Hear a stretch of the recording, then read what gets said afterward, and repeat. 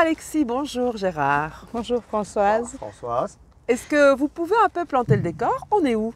Eh bien, comme tu le vois, tu es arrivé à Aeth, le sud de la Belgique, la petite Provence belge, Vas-y. avec des airs de Limousin, de pays limousin, pentus, verdoyants, voilà. Depuis combien de temps élevez-vous des limousines? J'ai acheté, pour me faire un peu plaisir, une quinzaine de limousines un peu partout de Genisse, aux environs de l'an 2000. Et puis la crise de la langue bleue est arrivée. Et là, j'ai liquidé mon troupeau blanc-bleu petit à petit et je me suis monté en limousine en ayant acheté quelques vaches dans le berceau. Et elles ont supplanté toutes les bleues. Et puis maintenant, me voilà entièrement en limousin et en bio. Pourquoi cette race? Une race assez facile à conduire, viandeuse, elle est agréable. On ne saurait pas la déterminer autrement. Et qu'est-ce qu'une belle limousine à tes yeux justement?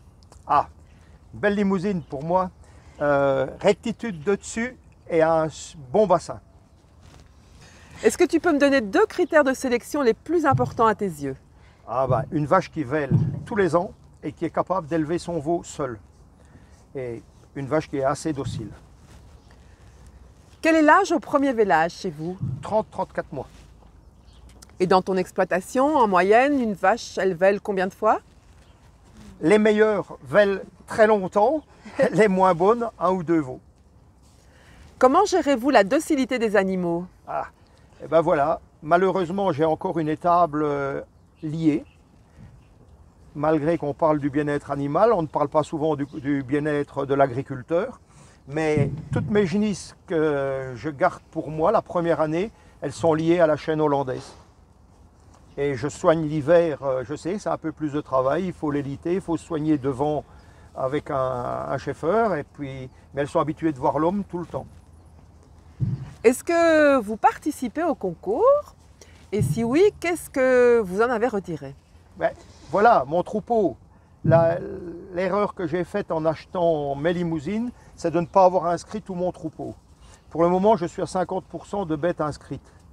Et c'est vrai que j'aimerais bien participer au concours, mais je n'ai que des bêtes, je n'ai pas de bêtes spéciales pour aller au concours.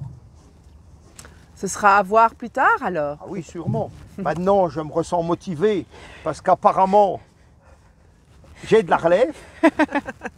Quels sont les débouchés ici? Je vends quelques mâles pour la reproduction, inscrits et non inscrits. Et mes vaches, je les engraisse. Et broutards et vaches grasses partent aux Pays-Bas, en bio. Concernant la reproduction, est-ce que vous pratiquez l'insémination ou plutôt la monte naturelle? Eh bien, jusque maintenant, c'était monte naturelle. Et puis bon, maintenant, je pousse un peu, je vais me remettre à inséminer. Est-ce que tu peux nous parler un peu des taureaux que tu as?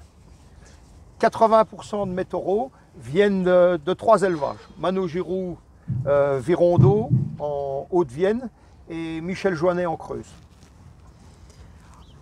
Au niveau de l'alimentation, est-ce que tu trouves que la limousine est un animal exigeant? Pas du tout, parce qu'une année de sécheresse, du moment qu'elle a quelque chose de bon, elle se contente de peu. Alors Gérard, quel est l'avenir de ton exploitation? Ben, jusqu'il y a quelques années, je pensais être un heureux retraité.